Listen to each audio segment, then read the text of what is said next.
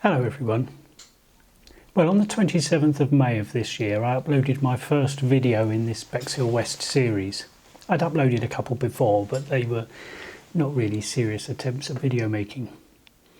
And so from the 27th of May, with absolutely no experience of video production, of how you did it and what was involved, I decided that I would at least once a week upload a video to YouTube and record my progress with my Bexhill West project. Now at that time the project really was just to make the buildings, but it's grown a little bit since then. In fact, it's grown wildly beyond my imagination. We've now got the regular CAD series running alongside and things have really taken off. In fact, I think we're just over 12 weeks into this project, whatever you call it, this journey, and there's now over 500 people who have subscribed. And in fact, over that time there's been about 13,500 views of my videos, and I'm really amazed and feel quite humbled by that. So thank you very much to everybody who's got involved. Now, I hadn't anticipated this many people would be subscribing and following along, and it's perhaps not unreasonable of me to assume that over the coming months we might get a few more. So I thought I ought to maybe do something to add a bit of value to what I'm putting out there. So what started as a project just to build the buildings has now suffered from a little bit of, I suppose, what we might call mission creep. And that now I'm fully committed to building the station in its entirety. Not the whole of Bexhill West. I think I'd need about 30 feet of space to do that justice.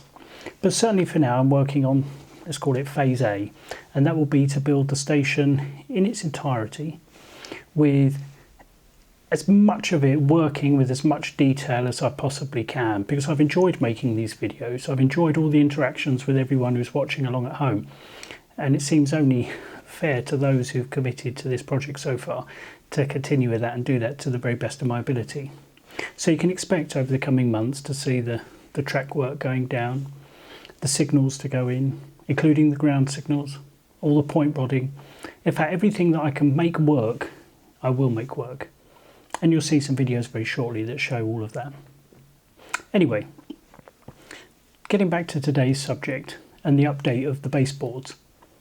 You see, a couple of weeks ago I uploaded a video where I showed my baseboard construction.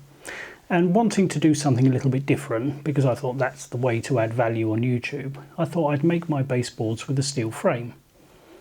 Now I've got quite a bit of experience of working with steel, so to me that seemed like a logical choice. But it was never intended as a how-to or me suggesting that that was the best way of going about it. It was just the way I did it. And I had some interesting feedback. And one question in particular that caused me to rethink what I was doing and make some modifications. So for the remainder of this video, you'll see those modifications I've made and why I've made them. So I'll speak to you again at the end, but until then, thank you. Thank you so much, everyone who's watched and subscribed. I really appreciate your support.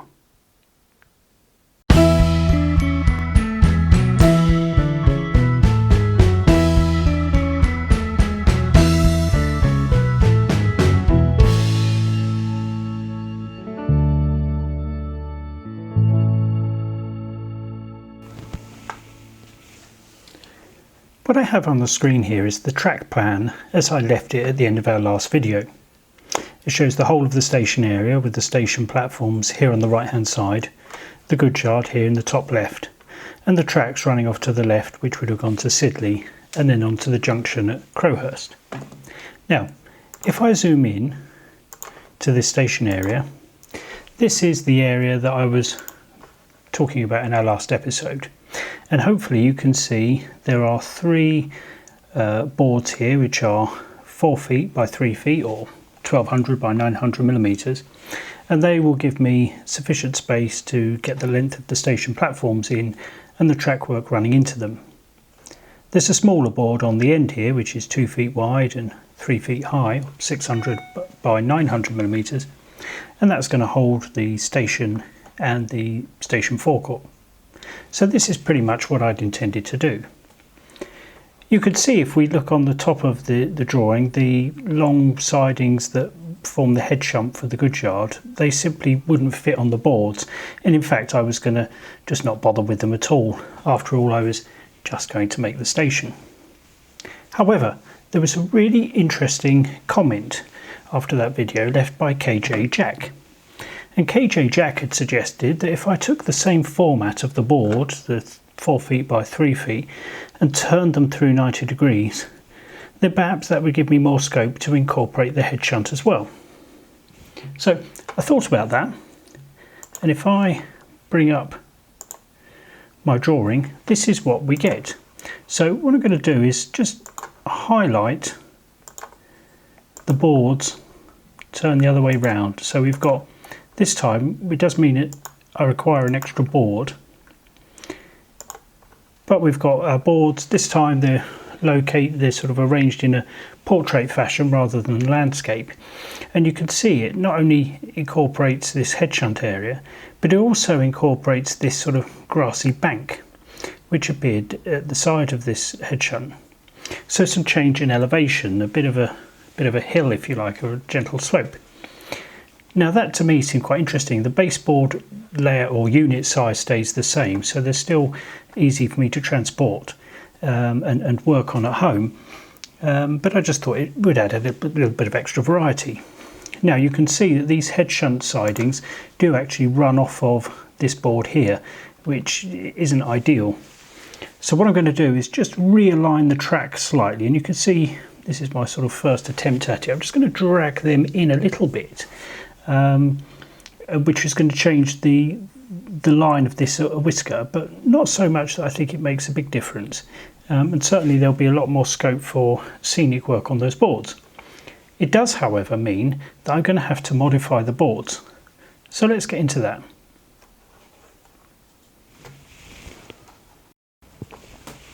So this is the revised plan, and I've simplified it here by getting rid of the background map layer. So I've got 4 boards here arranged in a portrait fashion, which will make the sort of the basic structure of this model.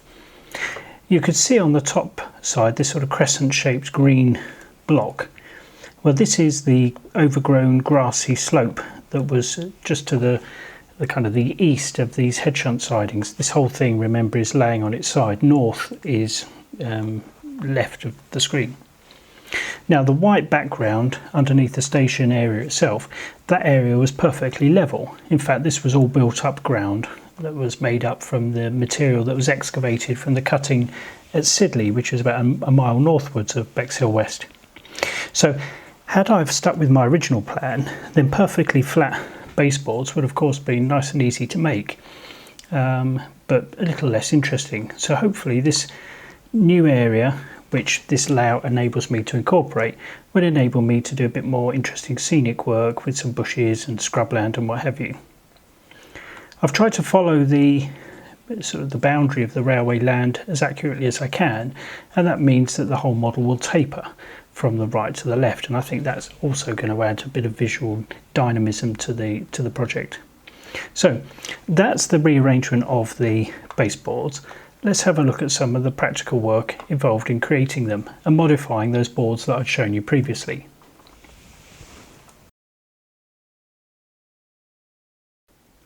So this photo shows one of the boards that I had built in my previous video, but with a few modifications. So in turning it round, the 4 feet length, if you like, is running back to front. The shorter edge we can see in front of us here, this is 3 feet or 900 millimeters long.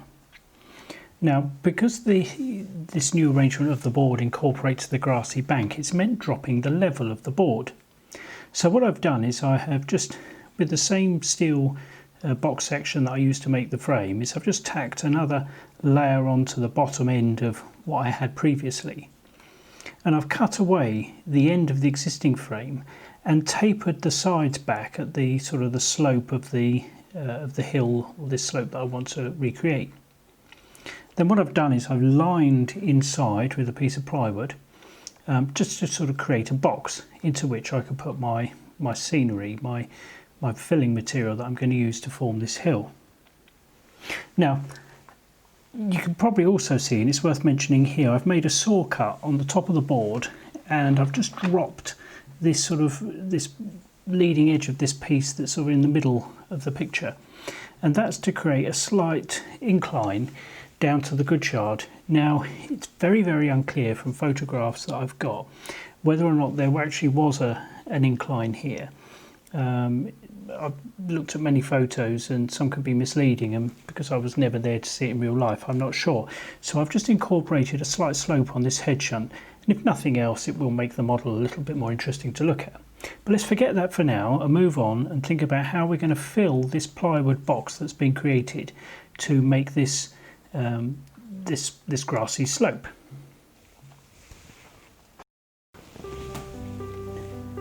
So here I have 2 of my 4 baseboards that have been modified as I've just described, and you can see that side by side you can see quite clearly now how this head shunt for the good sidings has sort of been created on a bit of a slope. Now, that plywood box I mentioned earlier, you can see here how I'm filling that with expanding foam, and this is the method that I tend to use for making hills and things like this. You can see me just adjusting the gun there. Now, this is quite a cheap and very, very quick way of creating a landscape. You see I just squirt it in. Now, lots of people find this messy, but I find that if you actually use the gun grade foam and the correct applicator, which I'm using here, it squirts in, it's very, very easy to control. You can put it exactly where you want it, and then over time that will just expand and fill the space, and I'll be left with a sort of a foamy shape that I can cut back with a saw and use a surfform tool to shape. It's a really great foundation for doing this type of work. Now, what's critical here is I want to try and keep that steel edge intact. That's going to be quite hard wearing, so that will stop my delicate scenery getting squashed as these boards get tipped on their side and rotated over. Now, already you can see that foam starting to expand, and in reality I've put far more foam in here than I really need, but I wanted to do it in one go. But the foam isn't wasted. You'll see in a moment that this will expand up, and when I cut the material away that I don't need to reveal what's left, I'll be able to use those hardened pieces that I cut off, the waste if you like, and I'll be able to glue those elsewhere and fill holes, and they'll become useful material in themselves.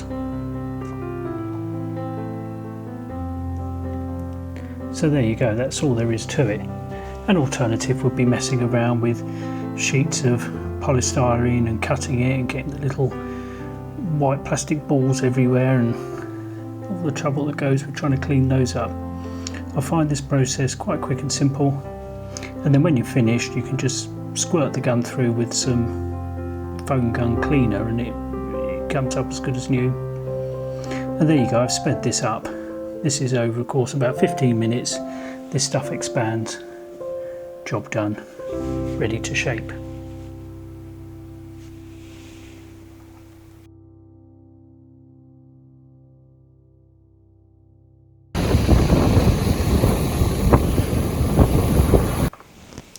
So here we have the 4 completed boards lined up and just laying on the ground, and they literally are just laying on the ground. There will eventually be a substructure beneath those which will hold the boards nice and flat. You can see the tops aren't level at the moment. However, you can see quite clearly how that foam has been used to form the gentle contour of the slope to the side of the station area. And again, from another angle, you can see the top board still waiting to have its foam trimmed. Now at this stage that foam is literally just been chopped off with a saw. I will at a later stage come back with a surfform tool and tidy all of that up. In fact, you can see the little tool that I will be using just on the back of that board there. Now of course when you cut through the foam it exposes voids and all sorts, and some of that will be filled, and some of those voids I'm going to do some other scenic bits with and take advantage of them. But one of the things I really love about using this foam is it's quite quick, it's very simple, and as it cures it adds strength to what was already a very strong steel frame.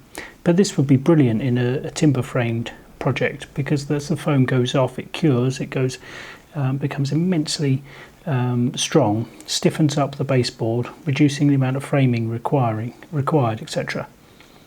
I also like this how the steel edge of these frames protects that foam and helps keep the scenic work when it's added protected. Anyway, I hope you've enjoyed that little look at how I've made my baseboards.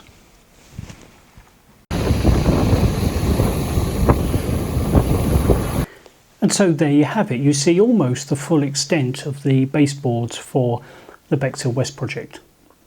Of course, don't forget there's an additional 2 feet that goes on the end of that, which will hold the station and its forecourt area. So really, we're already looking at 14 feet's worth of model making ahead of me. But I'm really excited to have got those boards done. Now, as many of you know, I'm a school teacher, and some of you may well have been thinking, oh, he's benefited from the recent lockdown. Well, sadly, that wasn't the case. I work in a school that stayed open. Anyway, having got those boards finished, it does mean that when we go back into term time, I can work on just 1 or 2 at a time, and it'll be quite manageable, and hopefully I can keep the regular videos uploading here. Anyway, to everybody who subscribed and watched the videos, interacted, whether that's with a thumb up, a thumb down, a comment, or whatever, an email, all of it's been great. I've really enjoyed every moment of this journey of learning how to make videos and sharing my hobby. So to everyone, thank you, and I'll see you next time. Bye bye.